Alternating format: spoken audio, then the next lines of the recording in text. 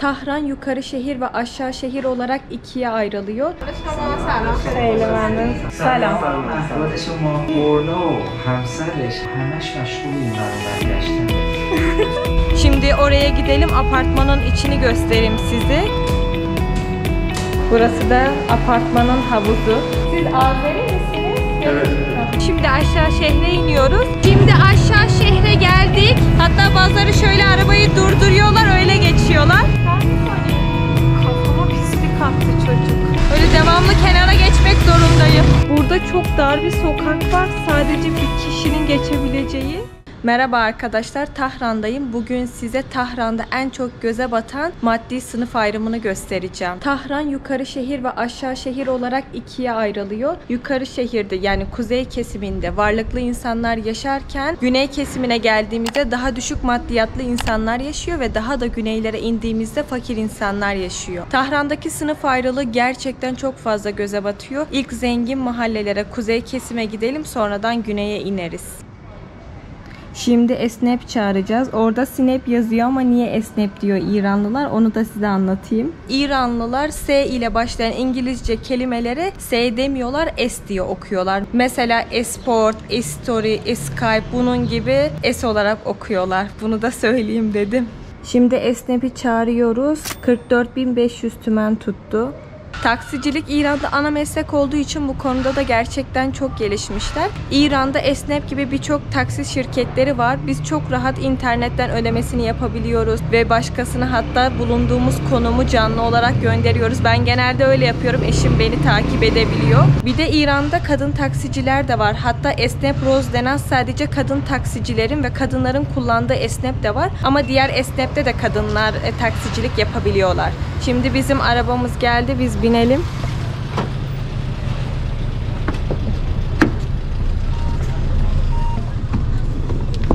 Selam. سلام خوش Xeyli məmnun. سلام سلام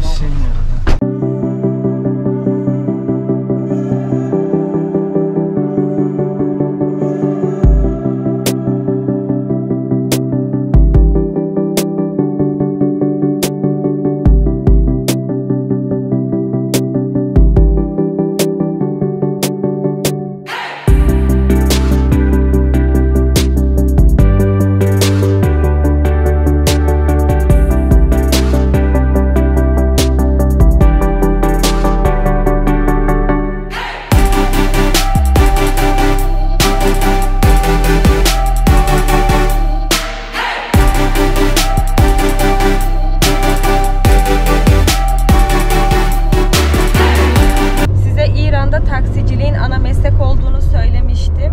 Hatta işinden evine giden diğer İranlılar da, yani başka işte çalışanlar da evine geçerken yolda yolcu alıyorlar. Hatta bu bir doktor bile olabilir. Hatta bazılarının arabası da çok lüks de oluyor. Ama yani çok normal İran'da. Ve İran'da otostop kültürü yok.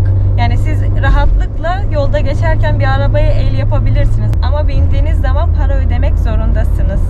Bir şey daha söyleyeyim. İran'da teknolojiyi çok iyi kullanıyorlar. Yani İran'da ellerinde bulunan teknolojiyi çok iyi kullanıyorlar. Hatta yaşlılar bile. Düşünün, İran'da her işlerini internet üzerinden hallediyorlar. Alışveriş yapıyorlar. Hatta biz ekmeği bile internet üzerinden alışveriş yapıyoruz. Yani çok fazla rahatlık var, öyle söyleyeyim. Mesela acelesi olanlar, işi olanlar direkt birbirlerine çok rahat posta gönderebiliyorlar. Aynı şehir içinde olanlar. Hızlı posta var. Bunlar size belki tuhaf gelebilir ama İran'da gerçekten bunu çok iyi bir şekilde kullanıyorlar. Hatta İran'da yaşlılar bile interneti çok iyi kullanabiliyorlar. İnternet bankacılığı çok gelişmiş bir durumda. Mesela bir yerden kart çekecekler.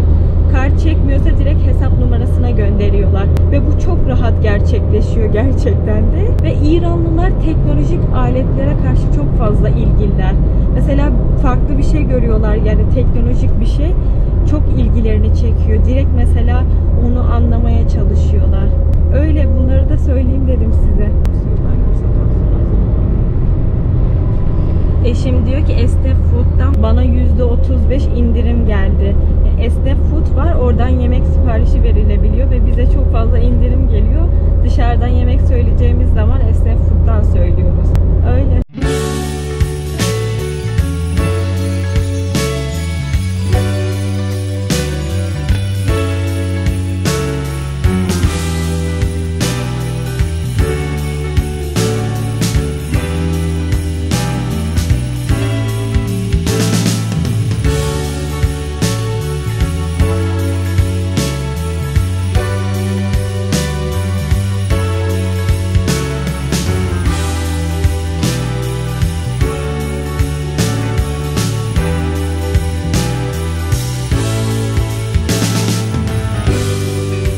Evde tanıdığım bir tane cilt doktoru var. Bugün randevum vardı. Oraya gideceğim.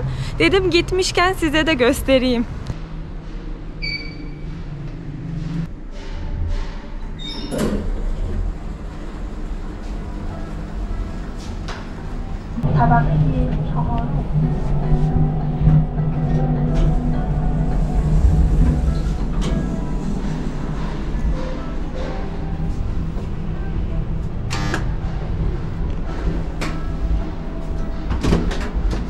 سلام خیلی ممنون خیلی ممنون مرسی مرسی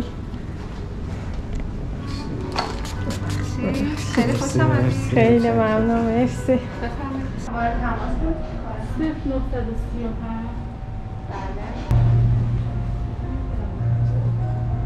Ben İran'da bir tane televizyon programında sunuculuk yaptım. Doktor Şayan'la da orada tanıştım. Gerçekten çok iyi ve çok iyi bir karaktere sahip birisi. Öyle şimdi geldim buraya size de göstereyim dedim.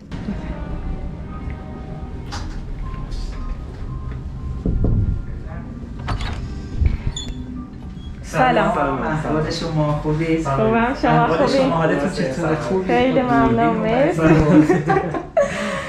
خوبی؟ بفرمایید حالتون چطوره؟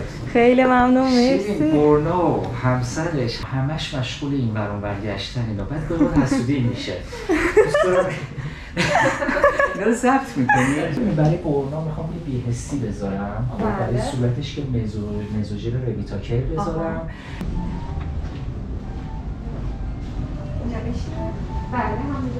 Şimdi televizyon programında sunucu olduğumu söyledim ama program hakkında açıklama yapmadım. Onu da başka bir videoda size anlatırım inşallah ayrıntılı bir şekilde.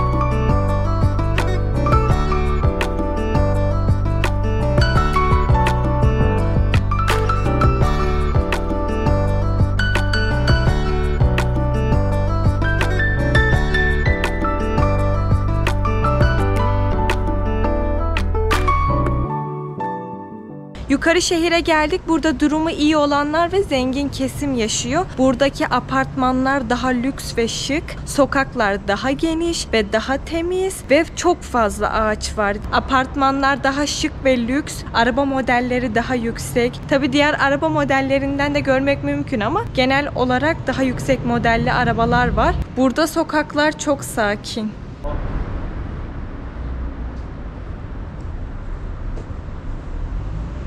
Burada tanıdığım birisi yaşıyor. Ondan izin alarak apartmanın içini göstermek istiyorum size. Şimdi oraya gidelim. Apartmanın içini göstereyim size.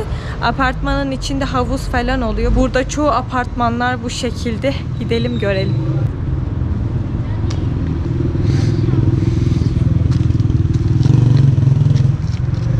Şimdi bu apartmanın içine gireceğim.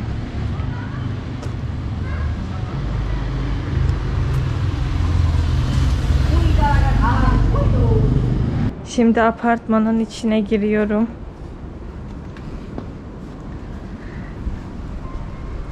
Çok lüks bir apartman.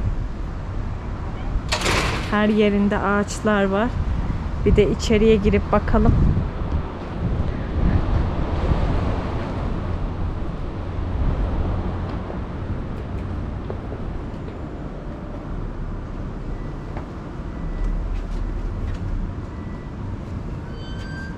Selam.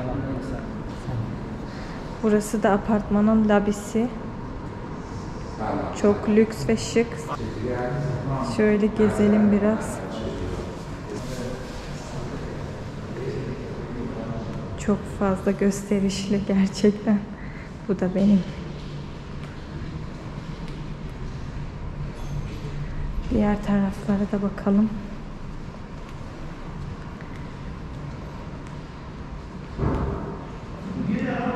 Burası bir de çok serin, çok iyi. Bu apartmanın havuzu da var. Şimdi havuzu da göstereceğim size.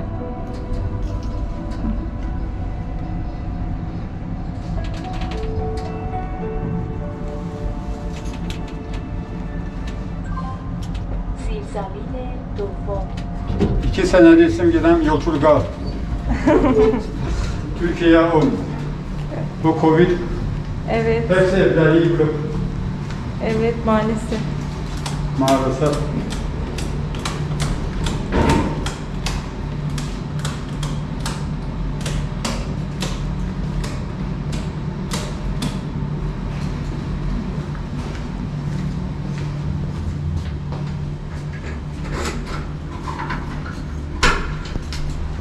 böyle. Şimdi havuza geldik. Bak burasının Burası da apartmanın havuzu. Yukarı şehirde apartmanlarda böyle imkanlar çok fazla.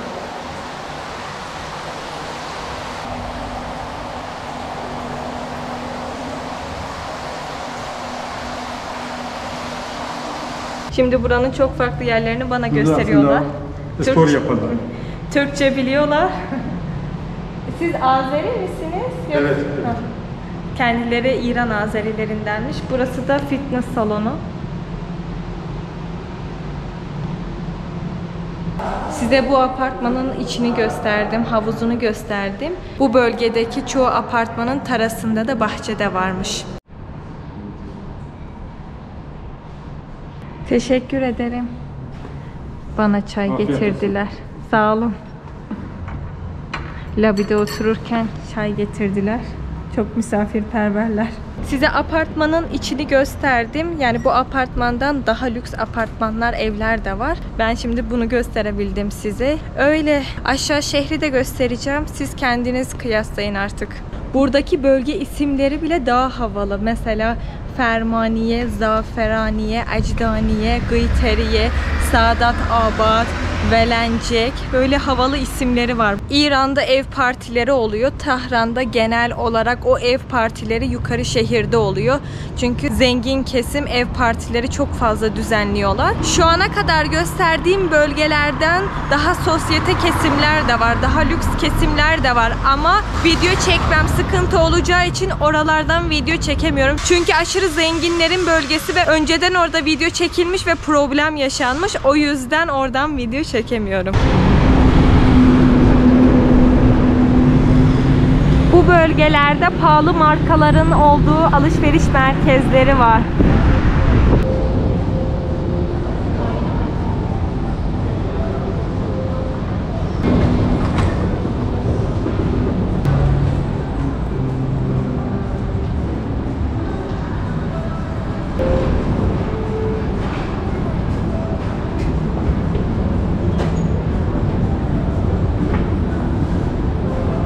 Bu bu bölgedeki mağazalar çok pahalı. Hatta marketler bile aşağı kısma göre çok daha pahalı. Yukarı şehirdeki kadınlar daha şık giyiniyorlar. Daha kaliteli makyaj malzemeleri kullanıyorlar ve çok iyi doktorlarda estetik yaptırıyorlar. O yüzden buradaki kadınların dış görünüşüyle aşağı şehirdeki kadınların dış görünüşü tamamen çok farklı.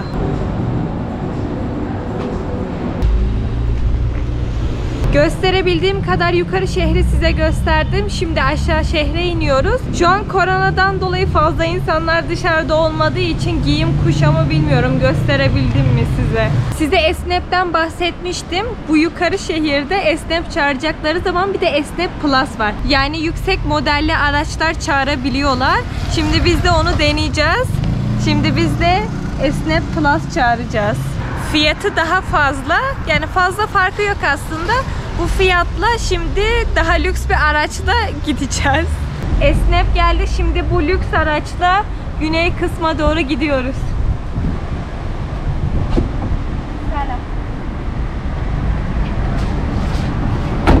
Tahran'da 2 tane otogar var. Bir tanesi yukarı şehirde, diğeri aşağı şehirde. Yukarı şehirdeki daha şık ve güzelken aşağı şehirdeki gerçekten çok pis ve çok tehlikeli insanların geldiği, yani biraz daha tehlikeli olan bir bölge aslında. Çünkü her türlü insan var o tarafta. Tehlikeli de olabiliyor. Yani şimdi gitmediğim için gösteremiyorum ama önceden mecbur kaldığımız için oraya gitmiştik. Gerçekten şey değil ya, iyi değildi.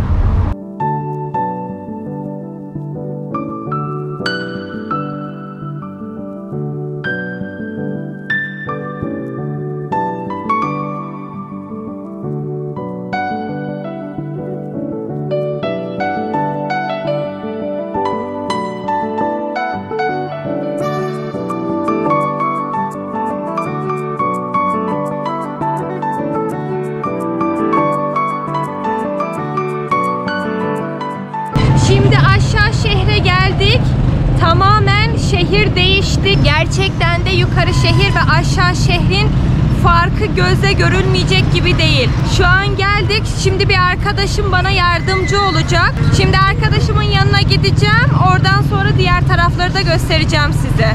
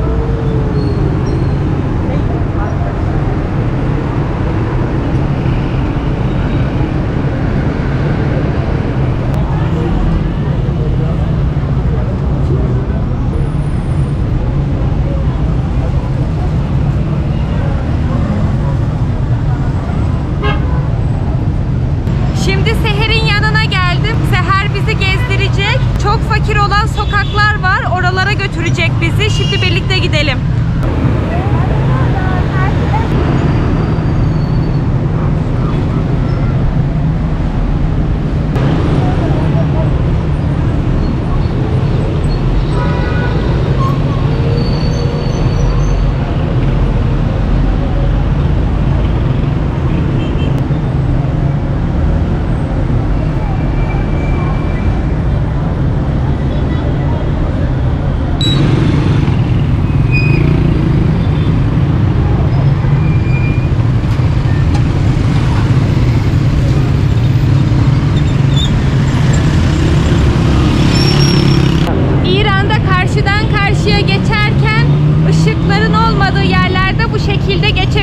Az önce geçtiğim gibi ve duruyorlar da bu arada.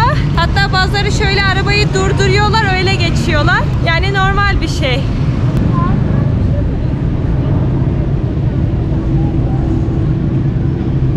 Yukarı şehrin ve aşağı şehrin parkları bile çok farklı. Bu parklarda uyuşturucu bağımlıları çok fazla. Yani şu an ben geçerken çok fazla uyuşturucu bağımlısı gördüm. Tabii kameramı çalarlar diye de korkuyorum. Şimdi gidiyoruz.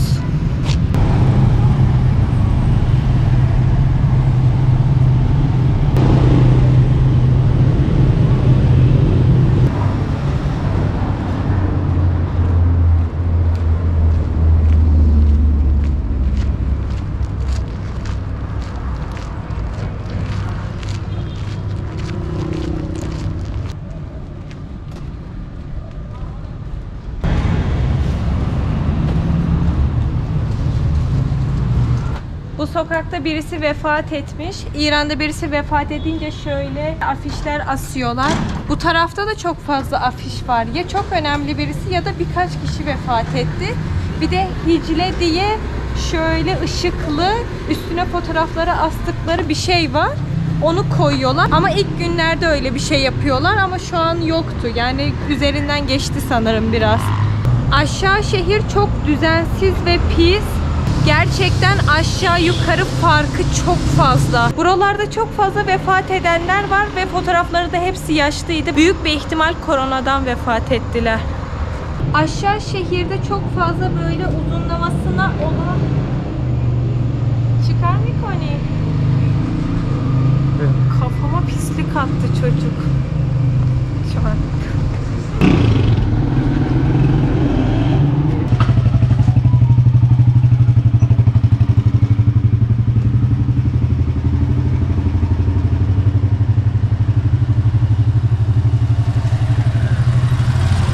Yukarı şehirde sokak araları çok genişken aşağı şehirdeki sokak araları çok dar. Bir de arabalarını park ettikleri için de normal araba geçmesi çok zor oluyor. Şimdi biz yukarıdan aşağı indik. İnsanların giyim kuşamı bir anda değişti. İnsanların hatta yüzü bile değişti.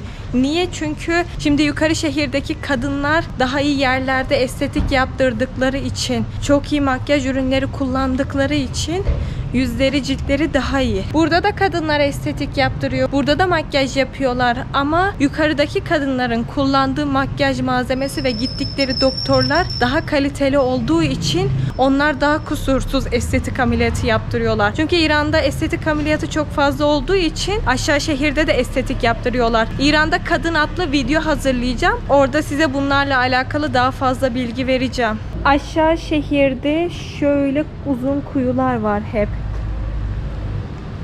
Aşağı şehirde genel olarak sokak isimleri, şehit isimleri ve şehit resimleri falan asıyorlar hep. Hatta aşağı şehirde kapalı sayısı daha fazla.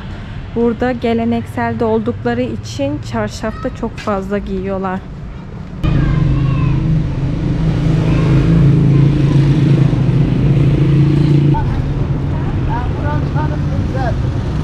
Biz yukarı şehirdeyken arabalar daha lükstü. Şimdi aşağı şehire geldiğimizde tamam çok fazla düşük modelli arabalar var ama yüksek modelli arabalar da çok fazla var. Arkadaşıma sebebini sordum. Dedi ki mesela İsfahan'da ev onlar için çok önemli olduğu için insanlar harcamalarını evlerine yapıyorlar. Ama Tahran'da araba çok önemli olduğu için evleri küçük olabiliyor. Yani küçük evlerde yaşıyorlar ama iyi arabaya sahip olmak istiyorlar. O yüzden harcamalarını arabaya yapıyorlar dedi. Yukarı şehirdeki marketlerde, bakkallarda yabancı çikolatalar çok fazla. Buradaki marketlere girdim ama yani yabancı çikolata falan görmedim. Pahalı olduğu için büyük bir ihtimal getirmiyorlar. Kimse almıyordur diye.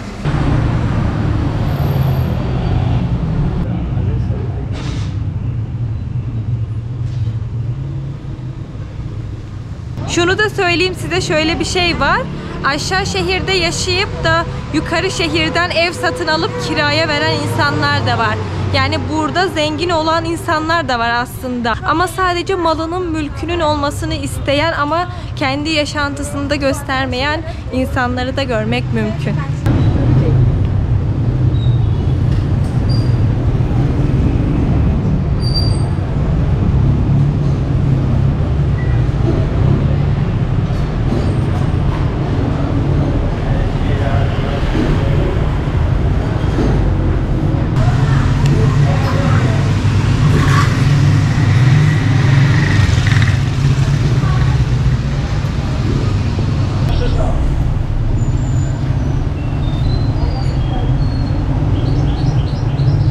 Genellikle fabrikalar güney kesimde olduğu için hava kirliliği burada daha fazla. Şimdi çok farklı sokak aralarına giriyoruz. Gerçekten de sokaklar çok dar. İki araba aynı anda geçemiyor. Birbirlerini bekliyorlar, öyle geçiyorlar. Böyle devamlı kenara geçmek zorundayım.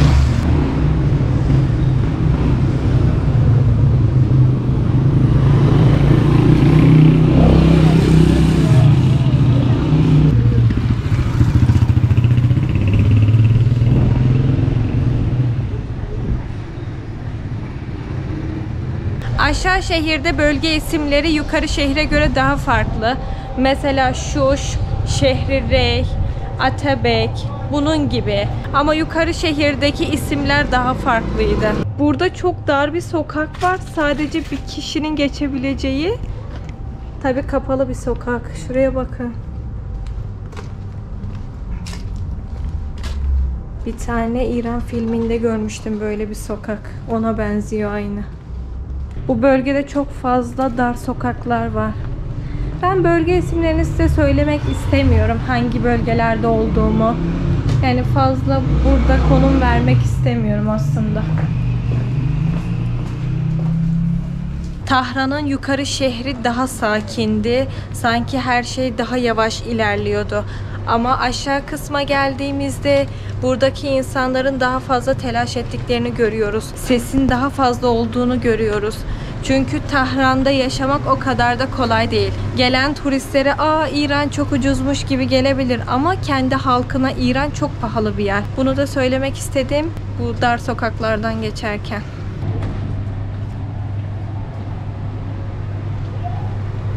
Burada çok eski bir tane yüzük yapan bir yer buldum. Şimdi içeri gireceğim. Yüzükleri de göstereceğim size. Selam. سلام Hayırlı abi. خوش آمدید. انگشتر درست میکنید؟ بله بله. Bunlar akik taşı. Bunlar meşhur İran'ın firuze taşları. İran'da çok fazla yüzük takıyorlar. Hatta dindar kesim akik taşı ve firuze taşını çok kullanıyorlar. Az önce amcanın alnındaki o siyah lekeyi gördünüz mü? İran'da çok fazla namaz kılan kişilerin orasında siyah leke oluyor. Çünkü namaz taşıyla namaz kıldıkları için bir süre sonra orada leke oluşmaya başlıyor. Bunu da söyleyeyim dedim size. Mağazanın sahibi İran'ın mütedeyyinlerinden. Her yerde molla resimleri var. Şurada da bakın. Bir sürü meşhur molla resimleri var. Bu arada İran'ın güney kısmında hırsızlık olayları da çok fazla ve çoğu yerde çöp kutularını karıştıran, yani şu an korona olmasına rağmen maskesiz, eldivensiz, beline kadar çöp kutularının içinde olan insanlar çok var. Bugün 2 tane yaşam şekline şahit olduk. Bir yanda lüksün içindeyken bu tarz yaşayan insanların yanına gelince insan ister istemez üzülüyor gerçekten. Öyle her ülkede bu tarz görüntüler var aslında ama Tahran'daki bu farklılıklardan çok bahsediyorlardı ama kimse video çekmemişti. Ben size göstermek istedim. İnşallah beğenmişsinizdir.